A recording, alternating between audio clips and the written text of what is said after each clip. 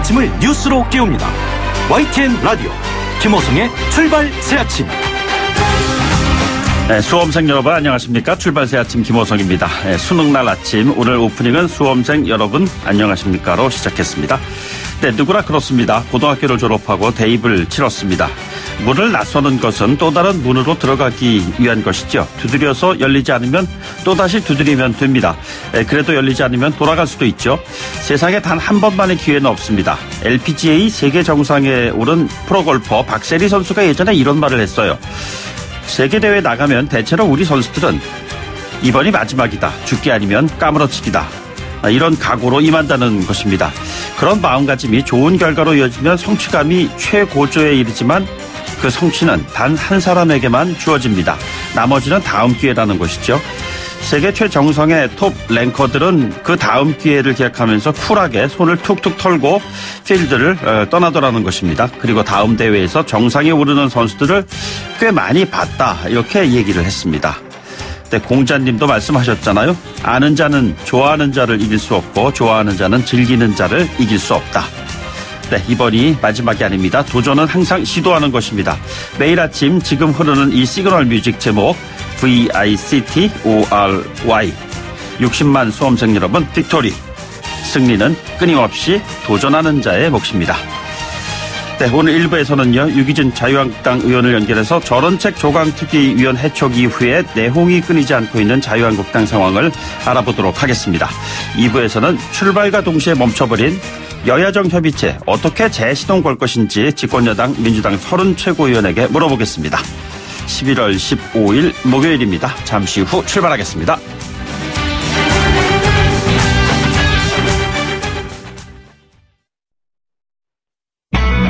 YTN 라디오 김호성의 출발 새아침.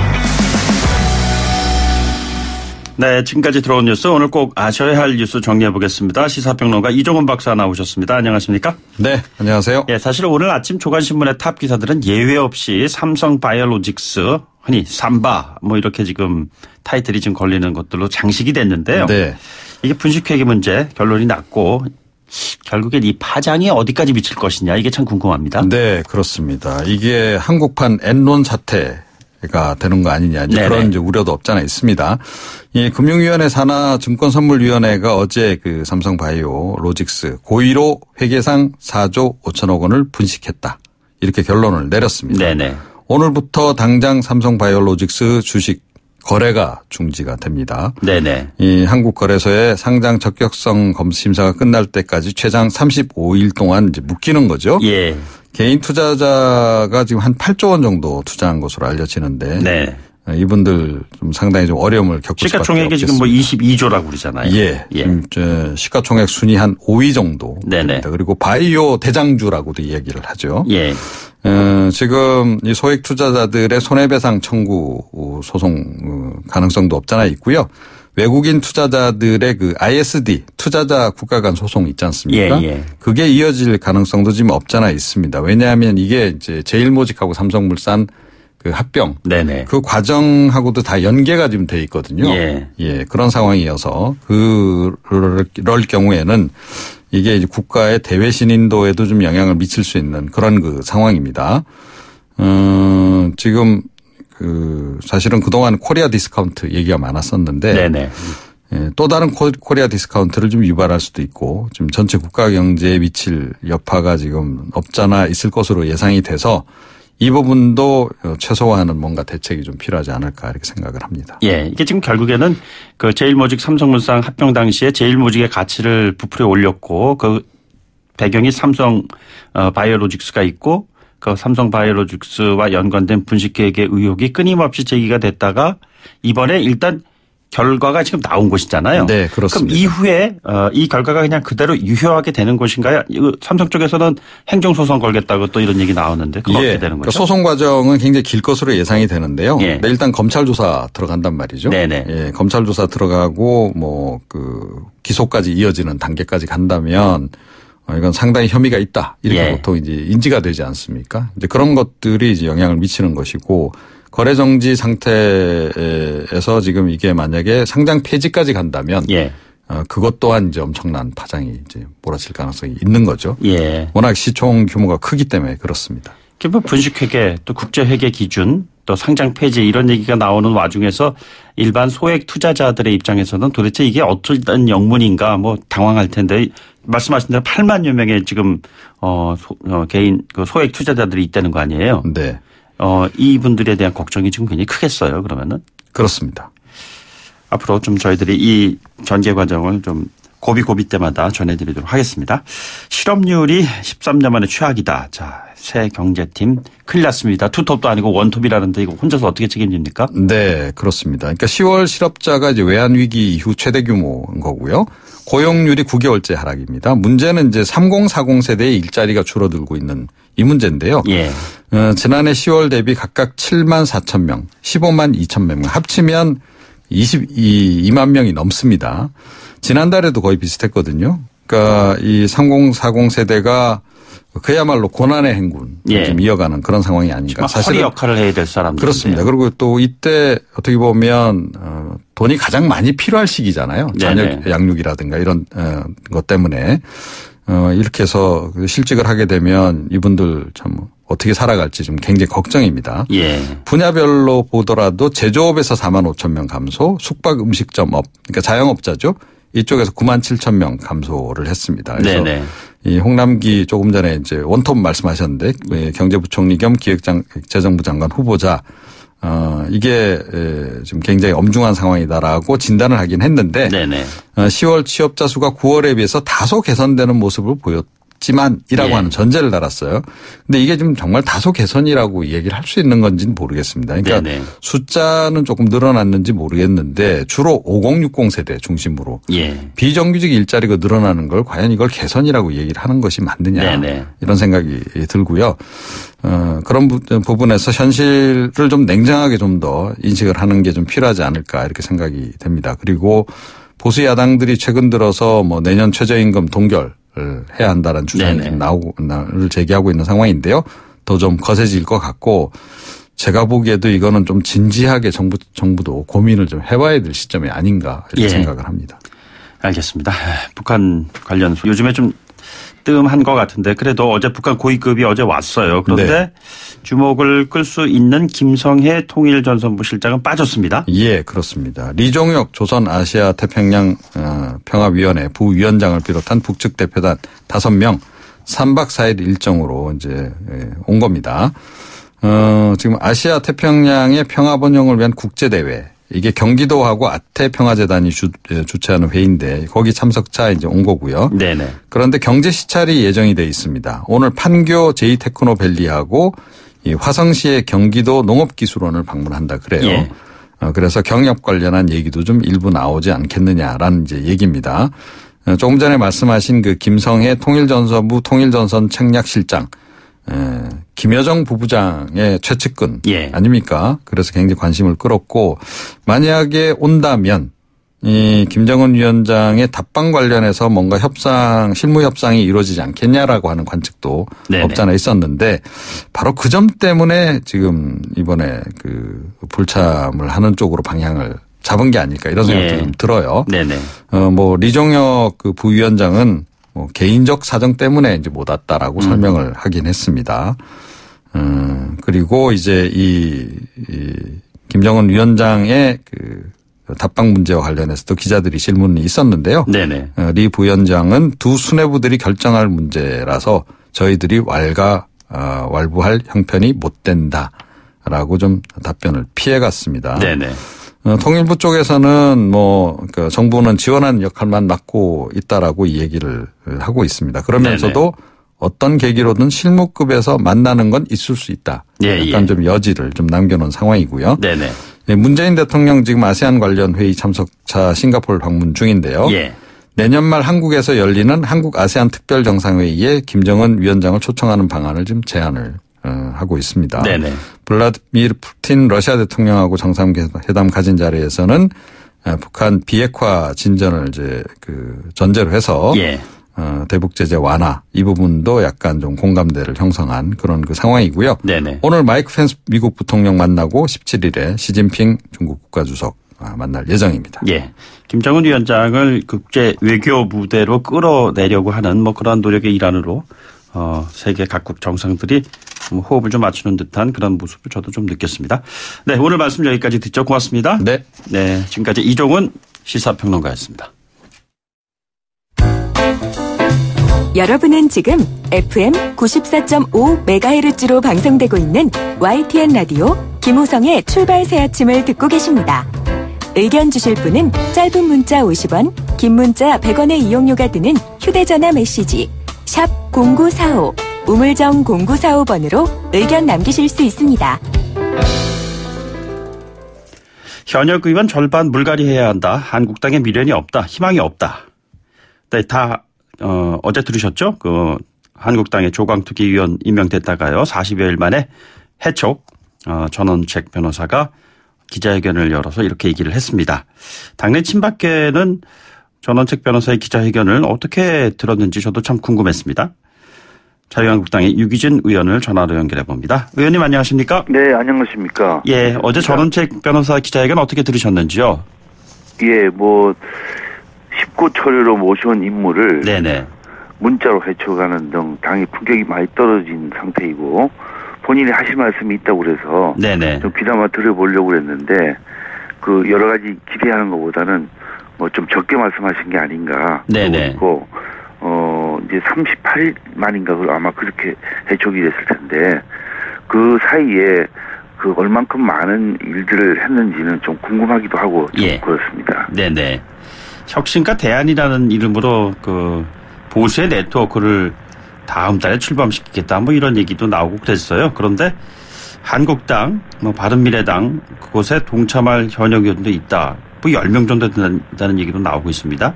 이거 어떻게 보고 계십니까?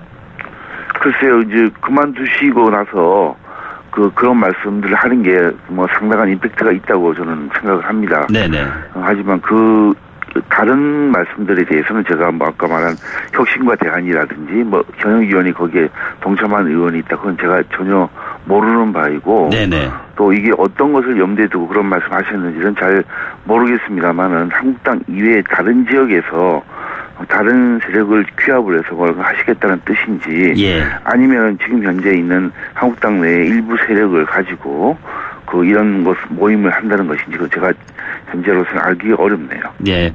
위원께서는 전당대회를 어떻게 시점을 언제 해야 바람직하다고 보고 계시는 건가요? 조기 해야 한다 아니면 좀 늦춰서 해야 한다? 두 가지. 예, 먼저 오늘이 수능일입니다. 평소 이제 수능일이 굉장히 추운 날이었다고 기억이 하는데 오늘은 다행히 날씨도 그렇게 춥지 않고 그러니까 수험생들께서 평소 실력을 잘 발휘해서 좋은 성적을 내기를 기대하겠습니다. 예. 그리고 이제 우리 당이 지금 비상대책위원회가 이제 운영을 하는 그런 상황으로 가 있고, 근데 당원 당규에 의하면은 당 대표가 사퇴한 때로부터 60일 이내에 새 지도부를 구성하도록 되어 있습니다. 예. 그렇게 따지면은 이제 60일이 훨씬 경과를 했었죠.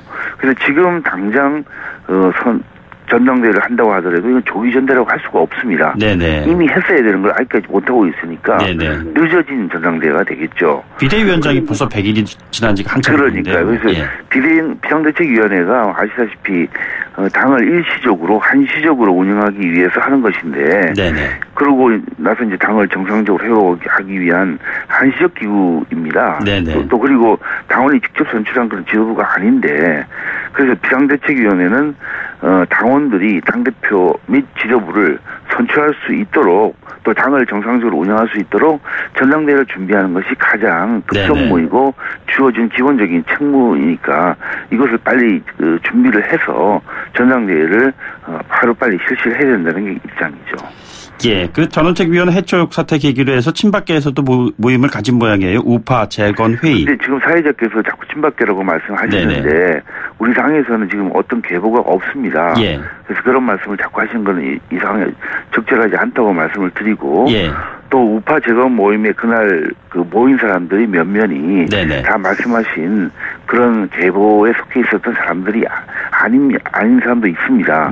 그래서 그때 모인 것은 우리 당이 이제 비대위 구성 이후에 당을 정상적으로 운영하고 당을 정상적으로 회복하기 위해서 많이 노력을 하고 있습니다.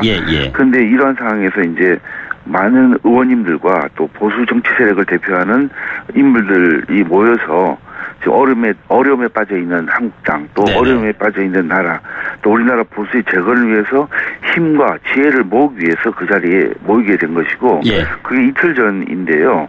그때 말씀도 나왔습니다마는 황교안 전 총리도 당 외곽에서 이제 우파 재건에 힘을 모으기로 같이 하셨고, 또 이러한 모습이 앞으로는 혁신적이고 미래지향적인 모습으로 활동을 해서 국민 많은 분들이 이렇게 관심을 가지고 또 어떻게 보면은 아우를 수 있도록 또 이러한 모임으로 발전할 수 있도록 그렇게 노력을 하겠습니다. 뭐 제가 친박계라고 말씀드리는 것은 제 얘기가 아니고요. 일반적으로 얘기 나오는 친박계, 비박계 그리고 의원분들조차도 이렇게 얘기를 하시는 상황이어서 그냥 표현을 그렇게 했습니다. 아니 지금 현재는 우리 당에 어느 의원들한테 물어봐도 자기가 어느 계보에 속한다고 말하는 의원들이 없을 겁니다. 그 이전에 그런 일이 있었던 것은 사실이고 지금 국민들께서 그런 친박, 비박, 친홍 이런 말씀 듣고 싶어 하겠습니까? 그건 이미 역사박물관을 보내줬어야 되고 그 의원들께서 그런 생각을 하고 있지 않습니다. 이게 또 문제를 둘러싸고 전원책위원도 이번에 해촉이 되고 그에 따른 기자회견도 열고 어쨌든 그랬습니다. 그런데 김병준 비대위원장이 현 한국당 상황에 대한 책임을 지고 물러가야 된다 이런 얘기도 또 나오고 있는 것 같은데 어떻게 될 거라고 예상하고 계십니까? 그 말씀드린 대로 당원 당규에 따른 전당대회가 이미 시의 경과를 해서 그리고 또 현재 그 비상대책위원회와 또 지방선거 끝난 후 이후에 당의 상황을 보더라도 그 대통령 지지율이 많이 떨어졌음에도 불구하고 그 떨어진 지지율이 우리 당으로 오거나 그런 일이 없습니다. 거의 지지율이 정체되어 있는 그런 상황이라서 이런 메시지는 결국은 전당대회를 열어서 새로운 지도부를 구성해서 당을 이 비상대책 의 상황으로 운영하는 것이 아니고 정상적인 상황으로 운영을 해서 그 당을 그 지도자가 당을 운영을 하면서 국민들에게 미래에 대한 희망적인 메시지 또 현재 경제 위기 또 안보 위기에 대한 궁극적인 해답을 제일 야당으로서 내놔야 된다 이렇게 말씀하시는 거죠. 당을 이끌고 가야 될 차기 당권은 이래야 한다. 이런 사람이 돼야 한다. 뭐 이런 말씀과 연관돼서 가지고 계신 생각이 있다면 어떤 생각 가지고 계시는지요? 우리가 이제 정통 보수 정당임을 이렇게 자처를 하고 있습니다만 국민들의 눈에 비친 모습은 현 정부가 외교, 경제, 안보에서 이제 실정 거듭하고 있음에도 불구하고 제대로 비판도 옳게 못하고 대안도 제시하지 못하고 있다 보니까 뭐 당원들은 물론이고 국민들 실망이 이렇게 큰 상황입니다. 그래서 비대위가 들어와서 당의 혁신을 한다고 노력을 합니다만 아직 그 모습은 좀 보여주지 않고 이번에 전원책 위원회 해촉 사태까지 더해져서 당의 이미지에 좀 손상이 많이 있었습니다. 그래서 그러면 이런 논란 수습하고 또 당의 혁신을 좀 더 빨리 하기 위해서는 총력을 기울여야 되는 그런 상황인데 야당으로서 이제 그 야성 또 선명성을 가지고 그 정부 여당의 실정을 견제하고 또 그러고 나가서 대안을 내놓고 그 결과 이제 민생이 살려지고 안보 경제가 튼튼해진다면 더할 나위 없이 좋은 게 되겠죠. 그래서 그런 모습을 갖추는 게 또 이렇게 하기 위해서는 우리 당이 어떤 분이 차기 전당대회 또 곧 있을 원내대표에서 나와야 된다 하는 것이 이제 명약관한 그런 입장이 되겠습니다. 뭐 구체적인 사람들의 이름을 좀 거명하는 게 그렇습니다만 예를 들자면 홍문표 리더십이 필요하다. 뭐 이런 지적하는 분들도 있고요. 전 대표 홍준표 리더십이 필요하다. 이렇게 지금 얘기하시는 분들이 있고요. 누가 그런 말 하는지가 잘 이해할 수 없습니다. 지난 지방선거 때 그런 참패를 기록했는데. 지금 말씀하시는 거는 예를 들어서 홍준표, 김무성 전 대표 이런 분들은 제외돼야 한다. 뭐 이렇게 받아들여도 되겠습니까? 개개인을 들어서 이렇게 말하는 게 적절치 않습니다만 우리 당이 지금 이렇게 굉장히 어려움에 처해 있고 또 지방선거에서 기록한 것들 이런 것들을 본다면은 뭐 다 대답은 너무나 명백한 거 아니겠습니까? 보수 대통합과 관련된 이야기가 나올 때마다 드리는 질문입니다만 다른 의원분들께도 늘 하는 질문입니다. 태극기 부대를 포함시켜야 되느냐 말아야 되느냐 이런 질문에 대한 답변은 어떻게 좀 하실 생각이신지요? 지금 소위 말해 이제 반문연대라고 그래가지고 네네. 이전에 무엇을 했든지 묻지 않고 문재인 대통령에 대해서 현 정부에 대해서 반대하는 사람들은 다 모인다는 소위 말해 그 빅텐트론도 그렇게 말이 나오고 있는 마당인데 네네. 우리 당의 지지 스펙트럼이 이전에 비해서는 훨씬 넓지 않은 그런 상황이라서 네네. 쉽게 말해서는 이제 종이장이라도 들고 와야지 예. 당이 지금 될 수 있는 그런 상황인데 네네. 그런 것들을 살펴본다면은 부정적으로 생각할 필요는 없다고 저는 생각을 하고요. 예. 또 한편으로는 여러 이전에 우리 당을 지지했던 많은 이제 NGO라든지 많은 단체들이 있는데 네네. 그걸 다시 한번 정비를 해서 예. 왜 우리 당을 지금 현재 지지하지 못하고 빠져나가서 있는 것인지 그 분석을 해서 그 이전에 지지율을 회복하기 위해서는 어떤 정책을 펴야 되고 또 그분들에게 어떻게 다가가는가 하는 심도 깊은 그런 연구 또 그에 따른 시행이 필요한 상황입니다. 예. 어제 이 시간에 출연했었던 이현주 바른미래당 의원은 반문연대의 필요성 이런 부분에 대해서 강조를 많이 했는데요. 의원께서는 반문연대가 국민들이 좀 동의하고 바라고 있는 부분이라고 생각하시는지요? 근데 일반적으로 우리가 논리라든지 본다면은 반대를 위한 반대를 한다면은 그것은 좀 약한 상황이 될 수 있습니다. 네네. 오히려 이제 어떤 이유에서 반대하고 또 그로 인해 가지고 어떤 대책을 내놓고 또 그것이 유효적절하게 국민들에게 받아들여진다면 그건 어떤 이름을 건다 하더라도 관련이 없는 일이라고 보는데 무조건 그렇게 과거에 어떤 일을 했는지 묻지 않고 그렇게 모인다고 한다면은 나중에 되면은 그러면 왜 우리가 반대를 하는지 또 이 반대에 대해서는 어떤 대안을 내놓을 수 있는지에 대해서 아마 심각하게 좀 다른 의견이 다툼이 있을 수 있고 그러기 때문에 네네. 그런 부분들에 대해서는 당장 반문연대에 대해서 반대를 하고 그런 건 아닙니다만은 일단은 그런 것보다는 현재 정부와 여당의 잘못된 국정을 운영하는 부분에 대해서 견제를 하고 비판을 하고 또 대안을 내놓지 못하는 그런 것들에 대한 네네. 반성이 먼저 이루어지고 그다음에 그것을 할 수 있는 당 시스템이 만들어진다면 자연스럽게 그런 목표가 달성되는 것이 아닌가 생각을 합니다. 한국당의 차기 원내대표 후보군들 면면을 보면은 그 가운데 의원께서도 늘 지금 거명이 되고 계신 것 같습니다. 어떤 각오를 가지고 지금 원내대표 준비를 하고 계시는지요? 또는 어떤 계획을 가지고 계시는지요? 네, 아직 시간이 한 달 보다 좀 적게 남았습니다만은 원래 제1야당 원내대표가 말씀드린 대로 이제 정부 여당을 견제하고 또 국민을 위한 정책과 대안을 전달하는 그런 메신저라고 생각합니다. 지금 국회는 지금 여당이 하나고 야당이 많이 있는 소위 말해 야다 이런 구도로 되어 있어가지고 국원내의 운영과 협상이 좀 쉽지 않습니다. 그래서 이때는 어느 누구보다도 깊은 경륜 또 노하우가 필요하고 또 이것을 활용해서 이제 대여 투쟁도 해야 되고 또 한편으로는 대안도 마련하면서 국민들의 마음을 얻는 게 중요하다고 생각을 하고 있습니다. 그래서 제가 개인적으로는 현재 4선이고 입법, 사법, 행정을 이제 두루 경험을 했었고요. 또 당에서도 초선 때는 대변인, 부대표, 또 여의도 부수장을 맡았었고, 또 최근에는 외교통일위원장과 해수부 장관을 맡아서 이런 야당의 제1야당의 원내대표로서 역할에 대해서 많은 것을 생각을 하고 있습니다. 자, 의원님 원내대표 되신다면은 황교안 총리를 끌어올 수 있는 역할을 하시는 겁니까?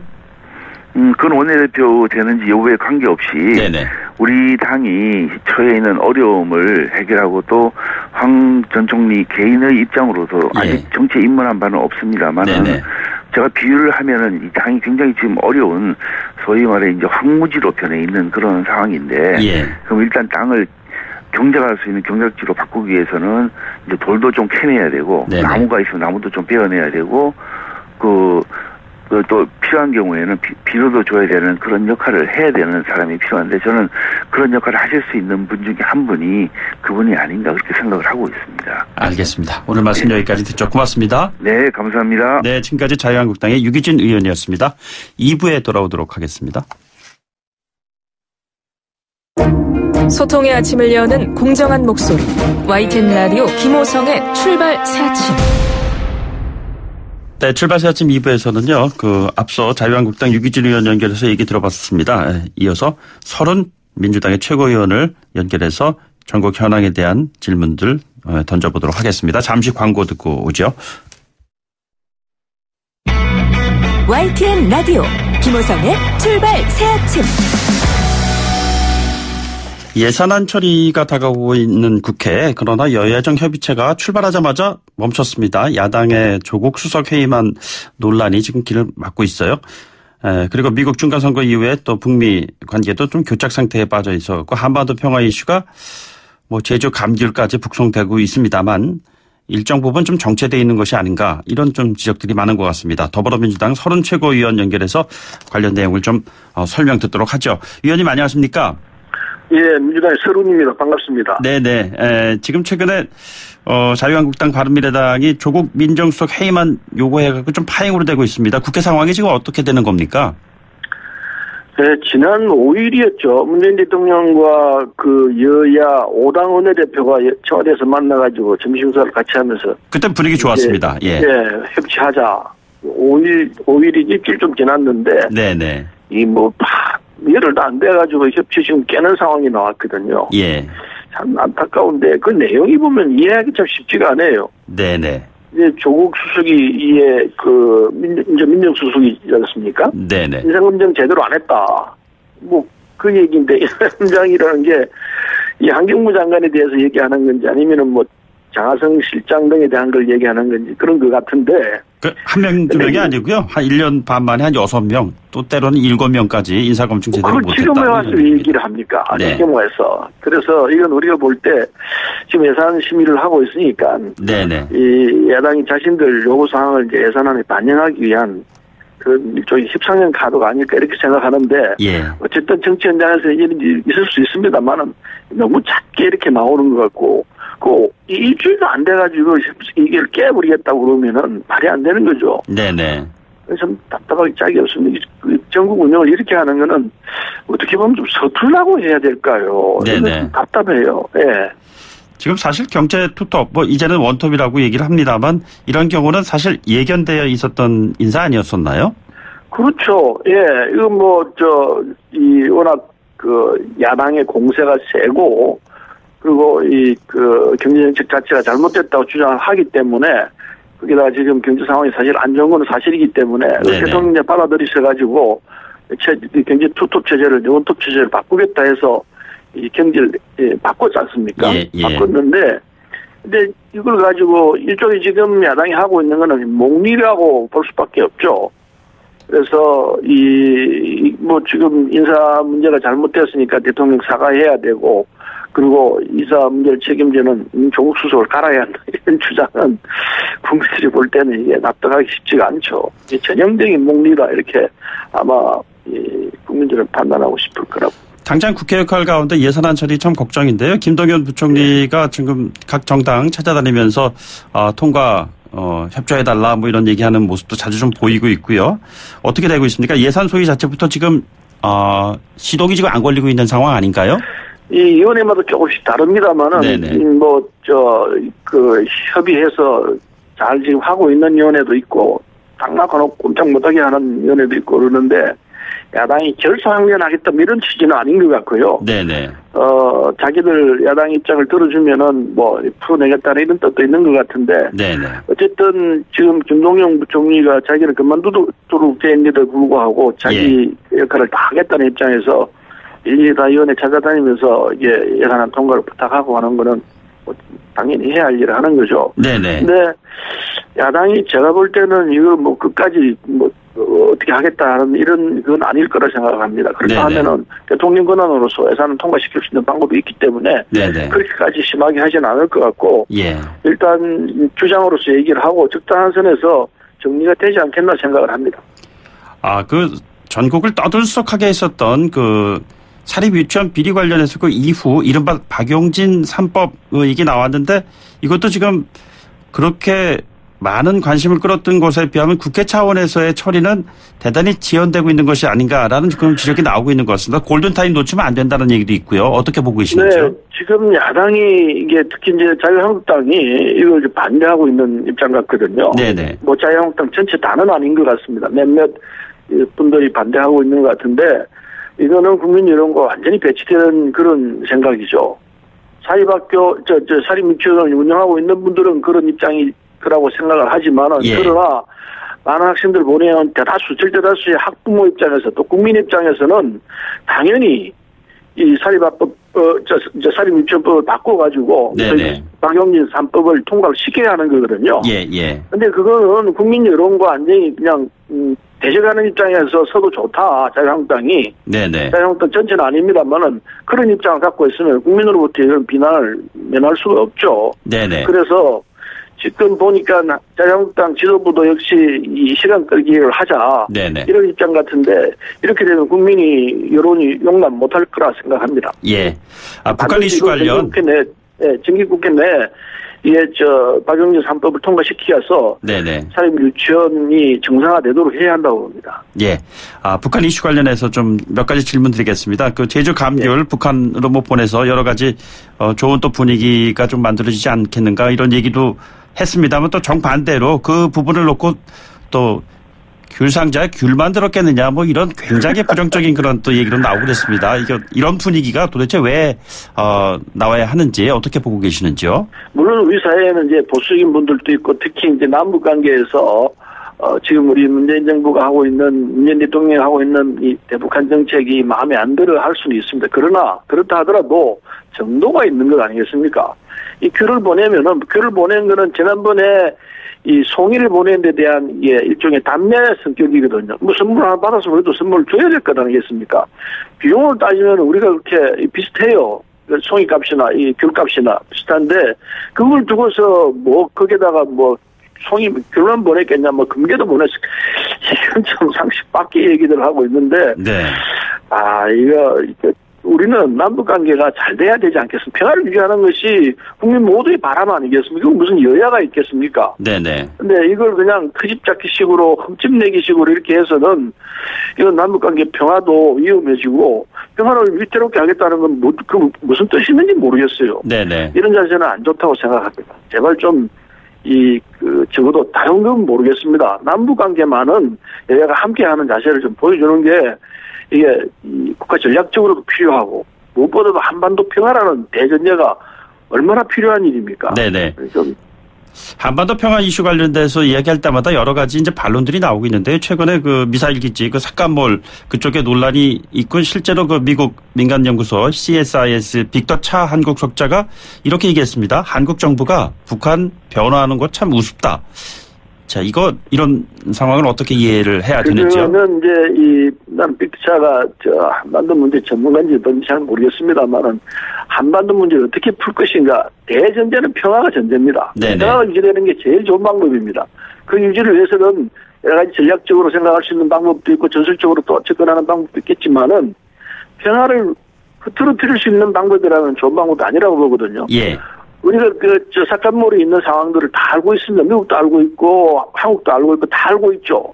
다 알고 있는 사실을 가지고, 더구나 그게 이제 3월 달에 이 위성 촬영한 거라고 그러는데, 그 뒤에 트럼프 대통령과 김정은 위원장이 만났지 않습니까? 만나면서 변화가 일어났던 거거든요. 과거 사실을 가지고 지금 끄집어내가지고 이 문제를 얘기하려고 그러고 있고, 그래서 이거는 남북 간의 평화를 흐트러 놓기 위한 일종의 무슨 방법 아닌가 이런 생각해서 이거는 정말 바람직한 건 아니다 이런 생각하죠. 미국 내에서도 한반도 평화보다는 한반도의 긴장 상태가 유지되는 게 좋다고 생각하는 세력들이 있습니다. 그런 사람들이 있기 때문에 그런 사람들에게 휘둘려가지고 한반도 평화가 흐트러진다면은 이건 위험하죠. 절대로 이건 우리 민족으로서는 받아들일 수 없는 일이라고 생각합니다. 그 전제에서 본다면은 삭감물이라든지 이런 부분은 정확히 우리가 읽고 있습니다. 우리도 그렇고 미국도 그렇고 다 알고 있기 때문에 트럼프 대통령이 그걸 얘기를 했지 다 알고 있는 사실이다. 새로운 것은 아무것도 없다 이렇게 얘기했습니다. 그렇죠. 예, 마지막 질문 드리겠습니다. 어제 이 시간 이현주 바른미래당 의원이 반문전선이라는 언급을 했습니다. 어떻게 생각하고 계시는지요? 근데요, 동료 의원의 얘기에 대해서 갖다 붙다 하는 게 좀 그렇습니다만은, 적어도 국회의원은 그냥 자연인이 아니거든요. 국민의 대표거든요. 뽑힌 부분이기 때문에, 나를 뽑아준 사람, 내가 국회의원 되게 해준 사람들의 입장을 대변해야 되는데, 이현주 의원이 당선될 때 누구로부터 표를 받고 당선됐는지 묻고 싶어요. 그분들에 대한 배신 행위를 안 해야 하는 건데, 그러려면, 다시 심판을 받아야 한다고 봐요. 네네. 그래서, 자연인이 아니고 국민을 대표하는 입장에서 그분들을 대신해서 국회에 나와 있기 때문에 자신의 위치를 좀 돌아보면서 얘기를 해야 할 필요가 있다 생각합니다. 다시 심판을 받아야 된다는 건 어떤 방식의 심판 말씀하시는 거죠? 이를테면은 이현주 의원이 지역구가 있지 않습니까? 네네. 그 지역 본인을 이현주 의원을 국회의원으로 만들어준 분들이 네네. 어떻게 생각하고 있는지 그걸 헤아려서 네네. 그래서 행동하고 이 말씀하는 게 그게 정확한 국회의원의 자세일 것이다. 저는 그렇게 보죠. 예, 알겠습니다. 근데 본인이 해당 지역구에서도 옮긴다는 얘기가 있고 그래서요. 이렇게 문제는 현실적인 문제에서는 좀 다른 차원으로 또 변질 수도 있을 것 같습니다. 전혀 그렇게 생각하지 않습니다. 착각하고 있다고 생각합니다. 예, 오늘 말씀 여기까지 듣겠습니다. 고맙습니다. 네, 감사합니다. 네, 지금까지 서른 더불어민주당 최고위원이었습니다. 8시 뉴스 듣고 3부에서 뵙겠습니다.